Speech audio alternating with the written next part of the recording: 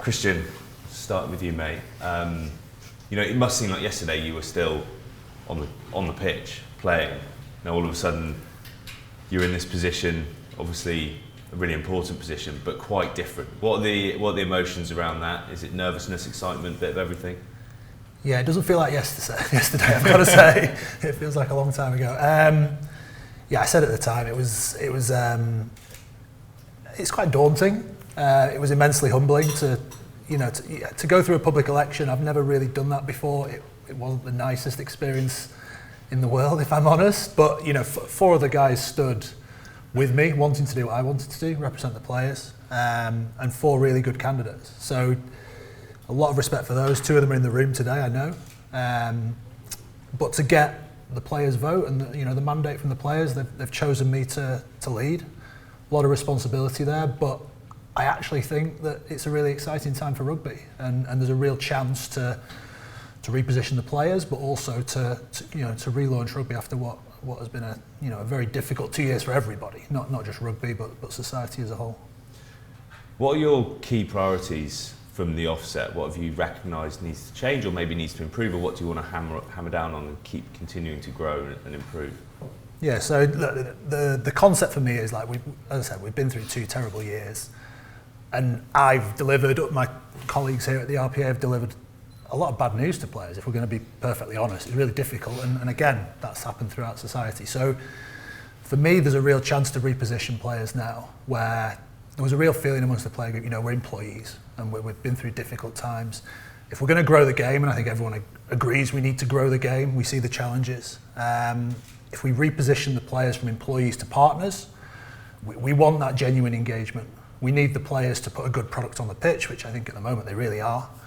But the number of times I've heard how the players are key. We need that engagement. We need the exciting social media to bring in new fans. We need the Red Roses bringing in a whole new demographic of fans to rugby. If we can change that perspective of the players being partners in the sport, this is the plan for the next 4 years, 8 years, whatever timescale we put on it. I just think it would move everything on. It would make us much more modern and much more inclusive as a sport. Hannah, just touching on that from your work you've done with the ECB, what would you say that cricket has maybe got right that rugby can learn from in that respect? Absolutely. I think, just being at the sort of start of the journey, particularly around the 100, and as Christian was saying, making sure, if you get the product right, that people and different communities will come to the sport. So I remember back in sort of 2017 when the England Women's World Cup was successful, and a tremendous day at Lords, and to see sort of that trajectory now of the women's game, and a completely different demographic that we're seeing come into the 100. We're into our 3rd year now. We're seeing that professionalisation and commercialisation of women's sport being almost a catalyst for change. And I think rugby can learn a lot from. We've seen positive green shoots with the ticket sales for the Red Roses game on the 29th of April, but I feel like we're very much at the start of this journey, and it's great to see that especially MPs and ministers are now starting to take an interest and really hopefully will help give us that support to take it to the next level. Because that is what needs to happen, right? For real change, it needs to happen at that level, as well as the engagement through the fans, players, press within the sport. Absolutely. I mean, Shaunagh and I were talking just before we started about after today's session, I've got a meeting with the Department of Education about how can we ensure that girls have equal access to school sport in state schools. And something that in my decade or so working in sports policy, we've been banging our heads against brick wall trying to get government to engage on this important matter. But now obviously seeing the progress with the Lions across England women's cricket, and with the work that Shaunagh is doing, there's a real sort of momentum and coalescence, I think, to instill that change for the next generation coming through, and it's a really exciting time. Shaunagh, we've seen great progress in the women's game over the last few years, and of course massively down to you. And don't say that. 40,000. Run into people. I mean, they sold 40,000 tickets for Twickenham, and now you've retired. Yeah, I know. I know. Just to get the other side of the gig, because I've realised playing rugby is overrated. You're talking about rugby. Talking about rugby. Okay, so talking about rugby, we've seen all this momentum growing in the women's game. How do we maintain that? Just generally, we always speak about how far the women's game's come and how exciting of a time it is. But actually, when you start so low, like it's not difficult to do well, because say if this is level, like women's sport started down here, and we're nowhere near level, like there's still an ocean of change that has to happen. But we can still celebrate success, but there's always a bit where I think, yeah, like well done. There's international contracts now for across all of the home nations, and fantastic. But what does that actually look like for the girls who it affects day to day? Are they able to take them? Is it enough money? Can they still train full time, or do they have to have a second job still as well? But the headline that people who don't really know or understand is the women's game's growing, which it is. There's now professional contracts, which there are. But if you're paying girls, I don't know, and I don't know what the figures are, but like 15 grand a year, yes, you can call it a professional contract, but we all know that you can't live on that. So for me, it's more still, as much as we can celebrate where we are, it's always about what's next and pushing the boundaries and pushing the challenges. And like sometimes I do feel guilty for things I say and things I do, and I think like I don't want to be put the downer on things, but I just like to think of it as realistic, that yes, we're in a good place. And like Hannah said, like over 40,000 tickets sold for a Women's Six Nations game is incredible, and that I would always want to celebrate stuff like that, because that stuff doesn't just happen. That's not someone just saying, oh, do you know what, we'll just put a game on at Twickenham, like it'll sell itself. Women's games don't sell themselves. That takes so much hard work from different departments, people who are standing in rooms and saying, actually, what about the women? Or no, that's not good enough for the women. We need to do more for the women. And I will always completely appreciate those people. So let's keep going with the momentum, and yeah, it can go so much further. What are the main changes between the men's game and the women's game, apart from maybe the salary gap that needs to change within the women's sport, or doesn't need to change, could do with bringing up to that level? I think a lot of it is around minds and opinions, and however many clubs do have girls and women's sections, or sometimes girls or women's sections, there's still so many that don't, and a lot of it is almost just habit. They don't know how to start it, they don't know what to do, and it's understandably, if you've had a rugby club that's been there 50, 100 years and you've never had women or girls, it is a daunting prospect, and it's okay to say that out loud, that we would quite like to start a girls section, but we just don't know how. And then it's like, that's when the RPA comes in, and well, not necessarily RPA because it's professional sport, but it's just like the RFU. You go to the RFU and say, we want to start a girls section, no idea how. Is there a to-do list, a how-to guide, whatever it is? But it can be daunting to even physically have loads of girls and women, actually, because then you're going to probably have to tidy up your change rooms a bit. You're going to have to make sure you've got some sanitary towels and products available. You're also going to have some bins to put those stuff in. There's probably going to be more children around, but again, having children around can be associated with women, but men look after their children too, I assume, and men need to change bums too. And how many times do you go in a women's toilet and there is a nappy changing? You go in a men's, there's probably not. But just things like that, it's just realising that women's rugby is going to bring the family to a rugby club. You're going to have to make some changes. Yeah, it's a great point. Christian, players' voices are so important. Shaunagh highlights that. You know, the changes in the women's game, you know, they happen a lot from the players talking from the inside out, and often because it doesn't have the exposure of the men's game, or traditionally didn't, you wouldn't notice the changes that needed to be made unless there was people outspoken. How important are the voices of the players, and what will you and the RPA do to ensure that they keep being heard? Yeah, the players' voice is important, and hearing Shaunagh talk about that, then can you think of a better ambassador to speak to the clubs about how they can, you know, grow the women's game? So yeah, the players' voice will always be important. I'm always going to say that. I was a player. I'm employed now. It's the last 3 years at the RPA was all about engaging with players and trying to bring their voice to the table. How do we carry on doing that? You've got to remain authentic. You've got to make sure you remain relevant. That's something I really want to make sure that as I take on this responsibility and more things are going to come onto my plate, and I move up the chain a little bit, I still want to remain connected to the players, because ultimately, I said there about the authentic kind of content. There's nothing more authentic than having a player or a former player speaking about it with passion, and that will produce the growth, that'll produce the engagement with people who might need to hear something different. So yeah, the player's voice will always be important for any sport. Hannah, what's your thoughts on the latest DCMS? Because you've had a lot of involvement dealing with the government, with the ECB. What was your take on things there?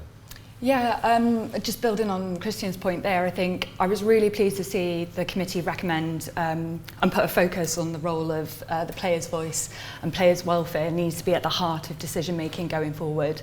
Unfortunately, I mean, one of the quirks of the parliamentary system, the committees themselves don't have the levers to make change, but what they do have, and what I think they've used really effectively in this case, is the opportunity to shine a spotlight and to hopefully learn the lessons from what happened last year with Worcester and Wasps, so that it cannot happen again. And already we're starting to see some positive changes come through some of the announcements that PRL and RFU have made around, you know, those sort of early warning mechanisms. I think the committee's platform in being able, and Judith spoke so eloquently about the impact that last year's events had on players themselves, you know, harrowing stories about academy players, you know, losing the roof over their head overnight, no, you know, warning or no and very challenging circumstances to build back from that. But I think it also gave some hope and some encouragement and opportunities where things can be done differently and to learn from other sports. And I was particularly pleased to see the reference to the benevolent fund that exists in cricket that, you know, colleagues at the PCA have been instrumental in setting up, that, you know, there are ways to make sure that there is that safety net for players going forward, but there has to be that will and that coalition to be able to bring that to fruition. So I think, yeah, I mean, going forward, the key element now of the committee's report, otherwise it's just words on a paper, is that we do start to see that change. And it's nice to see that parliamentarians especially, you know, whilst they don't have the levers themselves, they can make recommendations to government, and we know that, you know, the eyes of the political world are watching rugby for what it does next, and long may, you know, that focus continue. How important has it been, first of all, Hannah, from your point of view, not just having government on side, because obviously that's the ultimate game, but also within the sport itself, having all the different unions and bodies pulling in the same direction and working together? It's absolutely critical. I mean, as Judith said before, you know, you can have the best plans and ideas and the right sentiments for wanting to bring change, but unless, you know, the people that have the power to make that change are all in the same room pulling in that same direction, then, you know, we'll still be having this conversation in 8 years time. I think the focus in particular for the committee, you know, itself around recognising that we cannot afford for what happened last year to happen again, is, yeah, it's a great wake-up call, I think, for the game to make sure that, you know, it does have the right governance arrangements and structures in place. And actually that was one of the things that really attracted me to applying for the role as non-exec director at the RPA, that this is an incredibly exciting time for the game, and that, you know, with the right leadership, and it starts at the top, and it's great that we've got, you know, Christian and Judith, you know, making that case for the role of the player's voice in decision making going forward. I think, you know, there's a lot to be excited about. Christian, touching on that, Hannah's highlighted the importance of everyone pulling in the same direction. Where do you feel that the current status is within English rugby in terms of everyone pulling in the same direction, and where does there need to be work to be done? So I said about this concept of partnership. So how do you make the players feel valued and respected? You know, everyone can talk the talk. You know, how do you actually validate it? So there's, you know, a real key thing for me that work is actually beginning now is how do we validate that for the players in the men's game, and we've said it, you know, as the women's game grows, we need to learn the lessons from the men's game and apply it to the women's game as well. But in the men's game, there's an agreement for the professional game between currently the clubs and the union, and it's a big part of my agenda is that we feel that the players need to be included in that agreement going forwards. You know, if you benchmark against other professional sports and leagues around the world, the players will always be at the table. They'll always be part of the discussions, and it works two ways. You know, if you want the player buy-in, if you want that excellent product and content, then show the players the engagement as partners. Tell them how we're gonna grow for the next 4 years, 8 years, and make them part of the story. And that for me would be my kind of number one aim. Great. Shaunagh, we'll come to the floor for questions next. Shaunagh, I just have to know, because last time I saw you weren't retired, and a few weeks later you are. What's the plans next? I can't possibly tell you that. So there is an adventure pending, but it's not happening till the weekend. So okay. I'll do my own. Okay, news fine. So we have to wait. Yeah. Follow my socials if you want to stay in touch. Yeah. Drop your hand. Okay, questions? Anyone? Hi, Hugh Godwin from the iPaper. Christian, on the seat at the table with the PGA that we've heard so much about over the years, what does that actually look like? What would you like that to be in a formal sense? Because you are involved in discussions, you always have been really as an organisation, but formalising that, what needs to happen on that, and how confident are you that that's going to happen? Yeah, look, we've got new leadership in the game at the moment. So I know Simon's in the room, but I'm not going to big him up too much. But we've got new leadership who are talking about particularly this aspect of growth. So you're right, we are included in discussions. We have been for a long time. But in terms of, I mentioned that benchmarking. If you're going to benchmark against the American sports, who would be? Let's be honest, they're 40 years ahead in terms of their professional journey. It's just unheard of that the players wouldn't be part of their agreements. But we can also look around the world at, New Zealand Rugby, for instance. They have a collectively bargained agreement with their players. Now, people get scared of CBAs or PGAs or whatever acronym you want to put, but I think we just want to be really clear. Like, we've been through some tough times. We're hearing about how important the players are going to be going forwards. Well, let's validate it. This agreement will last a long time. Let's not say, we'll do it with the next one 4 years down the line or 8 years down the time. I'll probably be gone by that time. It'll be someone else's responsibility to try and make it happen. So the time's now. Change is happening in rugby. We know that. There's change going to be happening in the Premiership, for England, for the women's game. Let's make the change now. Let's put the players at the table. And I can't see any negatives to it, I'll be honest. I just think with the aims of what everyone wants, I think it will be a huge positive for the game. Hi, it's Chris Jones from the BBC. I think the last few years have been a big reminder of the value of the RPA, working with all the players out of work at Wasps and Worcester, but we also saw potential lack of faith in the RPA, I think, which was manifested by Ellis Genge's attempt to start the new union. Have you got those players back on side now? Because for you to do the great work you plan to do, I imagine you need kind of every player across the league well and truly in your corner. Yeah, look, we're a membership organisation. We have a very real measure on that. So in terms of the men's game, our membership sits around about 80%. It's taken a hit from COVID slightly. Some players were unhappy that pay cuts were part of the agenda. Let's be completely transparent about that. But our membership remains very strong. Part of my role will be trying to show the Ellis Genges of this world that we're looking at doing things a little bit differently now, and that we want to show progression for him, for the England players, for the England captain, but we also want to show progression for academy players starting out now. Like, the RPA is not for Ellis Genge, it's not for one player, it's for all our players. We represent everyone collectively 90% of the time. That's our role. We do need to be there in times of need. I think Wasps and Worcester we were, and some of my colleagues in the room frankly worked night and day for weeks straight trying to provide that support. And there will be instances of real need which will always remain private, but that's why we exist, to provide that safety net. Alan Demick, Rugby World. Christian, you mentioned there the academy players, and we've seen young guys have to turn their lives upside down. How big an issue do you see disparity in pay between the haves and have-nots within the professional game? Yeah, it exists. Let's be honest. Professional sport often does that. Again, I've mentioned about a big thing that I'm keen on is the PGA, but another is that we bring fairness to what we do. Financial fair play. The salary cap's a big part of that, but I don't think now's the time to be saying we want more money. But we should absolutely be saying we should probably have a minimum wage for the league as a starting point. And we should also be saying that benevolent fund, which has been earmarked, is another. Rugby is a tough physical sport. We're going to talk about welfare later.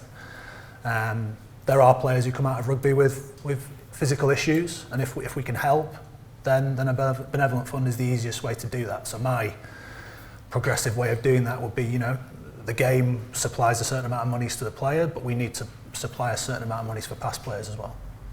I think just on your point about Ellis Genge trying to start another RPA, that's not a bad thing, because if you've got competition with anything, it's going to make it better. And whether, I have no idea if Ellis Genge is in or not, but if he's got different needs and other people have got different needs, and then that, because I'm obviously not an employee of the RPA, so I can say what I want, but it can then push the RPA to say, well, hang on a minute, they're doing that, they're getting a bit of momentum, maybe we need to kick up the backside to do a bit more in this area or whatever it is. So yeah, generally in competition, it's never, having more competition is never a bad thing, especially for players.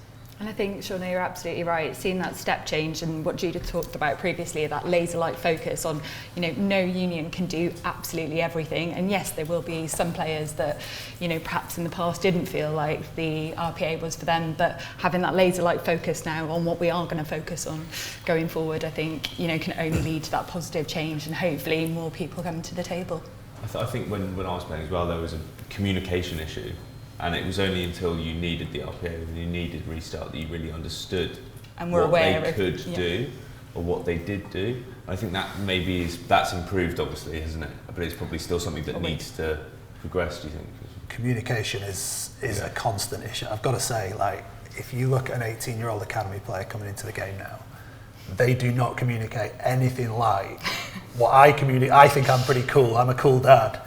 They're on a different planet. They don't use WhatsApp, they Snapchat for everything, or that everything is social media driven, and we need to remain with the times. Everything that we did 5 years ago was email. RPA TikTok account.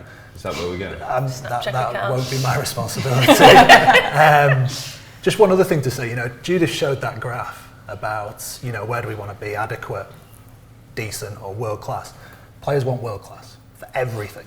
The second they don't get world class, they want to know why. So if a player comes to me with an issue, New Zealand get that, why don't we? That will always be how professional athletes view the world. And I mentioned the NFL. I'm a massive fan of the NFL.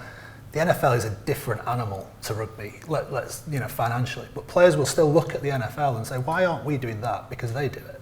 And that's, it's a challenge for us. But at the same time as what Shaunagh said, you need that challenge. Because otherwise you'll sit still and you'll get overtaken. Hello, Alex Lowe from The Times. Just one of the challenges that you faced in convincing players you have a voice is the funding of the RPA and the perception that you can only take your arguments so far with the Premiership, with the RFU, because that's where the money comes from. What assurances can you give that the relaunch of the RPA will give you the power to say what you need to say and argue as hard as you need to argue, even though you're arguing against the people who fund you? And I guess, secondly, is there any intention to break away and be completely independent of the RPA and of the RFU, and the PRL? Yeah, there's different ways of looking at this, and we've answered this question a lot. The funding that we receive from the game is for things that the players want, ultimately. So we survey players and we say, is there a responsibility for the game to provide for you in retirement? 95% yes. So that funding comes in and it funds primarily our welfare considerations and player development considerations. That's very transparent about that.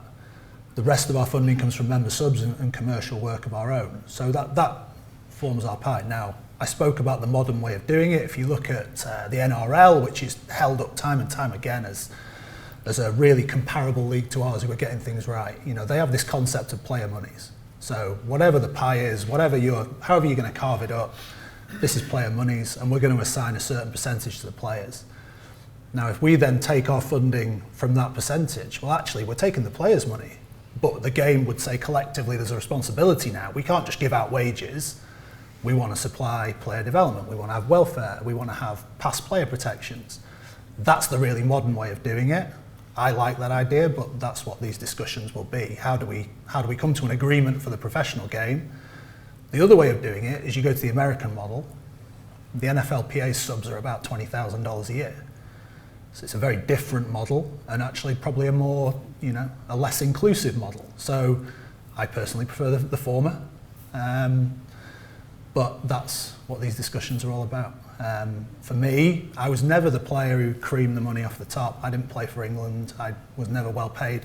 Frankly, in this salary cap, I probably wouldn't have had a job because I was the middle ground player who played every week, did a job. I really want to protect low earners, academy players, past players. That's a big part of my agenda.